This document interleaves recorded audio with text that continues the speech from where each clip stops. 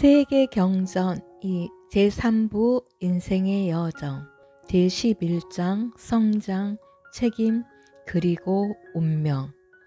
영적 성장. 말씀 선집.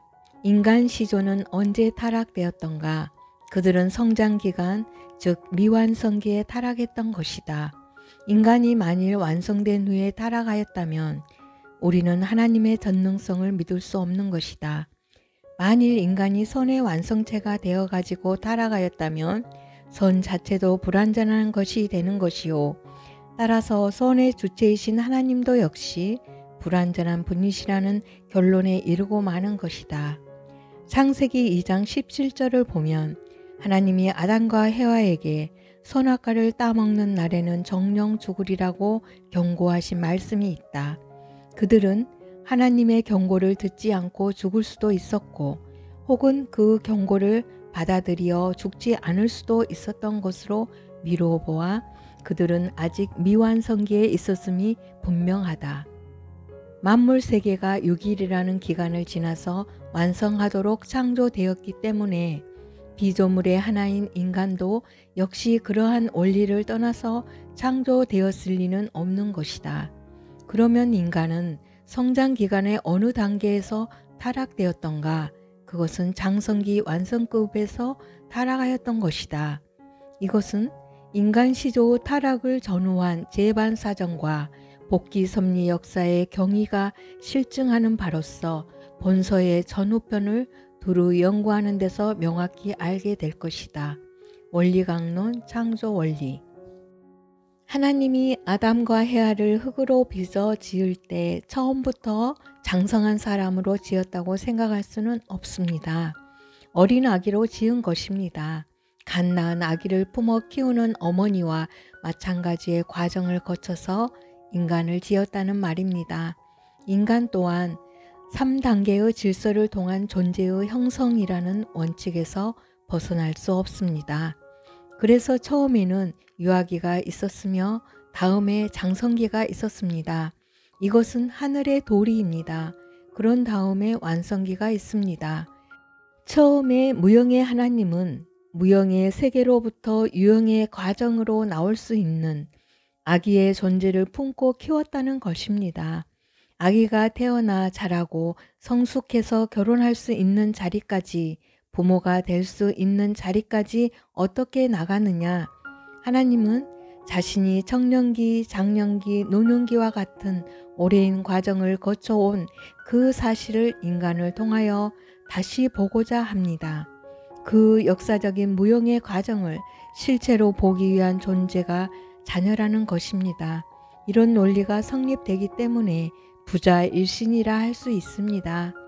하나는 종적이고 하나는 횡적이니 종행 일신의 이론을 취할 수 있는 것입니다. 1992년 1월 20일 말씀. 하나님도 자라왔다는 것입니다. 아기로부터 형제 단계를 거쳐서 결혼 단계에 가서 아기를 품고 창조한 것과 마찬가지로 여러분도 아내라고 하면 보이지 않는 하나님이 보이는 실체로 자란 존재라는 것을 알아야 됩니다. 여러분이 결혼하게 되면 여러분이 자랄 때의 모습을 볼 수 있습니다. 그걸 어떻게 보느냐? 자기 아들, 딸을 통해서 다시 보는 것입니다.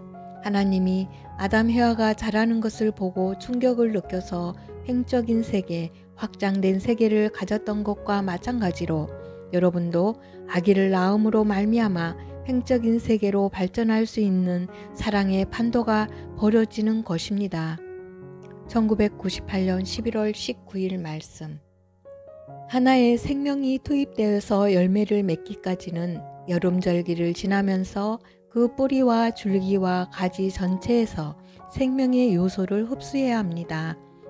그래야만 완전한 생명력을 지니고 제2의 생을 출발할 수 있는 하나의 결실이 될 수 있습니다.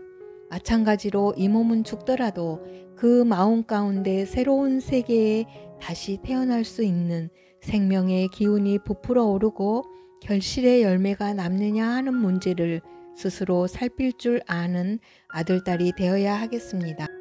세월이 아무리 지나가고 폭풍우가 아무리 거세게 치더라도 내적인 생명력은 그 환경의 침범을 받지 않고 꾸준히 발전의 노정을 가야만 봄을 맞이하여 다시 뿌려질 수 있는 제2의 생명의 모체인 씨가 될 것임을 압니다.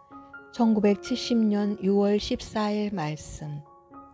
씨를 연결시키기 위해서는 사랑의 도리의 길을 통하지 않으면 안 되기 때문에 나면서도 사랑받고 자라면서도 사랑을 목표로 해서 바라고 살면서도 사랑을 중심 삼고 살며 가면서도 사랑에 돌아가기 위해서 가야 되는 것입니다. 1986년 1월 19일 말씀. 박사 과정에서는 유치원에서 배운 것을 다 부정하나요? 그렇지 않습니다. 전부 다 긍정, 소화해서 박사가 되는 것입니다. 1981년 2월 8일 말씀. 하나님의 사랑을 교육받아야 합니다. 그러면 어느 정도까지 사랑의 교육을 받아야 하는가? 아버지가 아는 모든 가치의 기준을 헤아릴 수 있을 때까지, 다시 말하면 성숙할 때까지는 부모의 사랑을 받고 자라야 됩니다. 1971년 11월 21일 말씀. 하나님의 더 깊은 관심은 인간의 내적 성품과 사랑의 인격에 있습니다. 그들은 참사랑의 경험을 통해 하나님의 참사랑을 담고 완성하는 것입니다. 하나님은 사랑의 힘을 내적이며 비물질적 힘 중에서 가장 강력한 것으로 창조하셨습니다. 그와 같은 사랑의 힘을 하나님의 사랑과 하나님의 법도 안에서 체홀한다는 것은 사람이 부모 대신 하나님을 닮는다는 것입니다. 1996년 8월 20일 말씀. 하나님의 자식된 인간의 책임은 무엇보다도 먼저 하나님을 닮는 것입니다.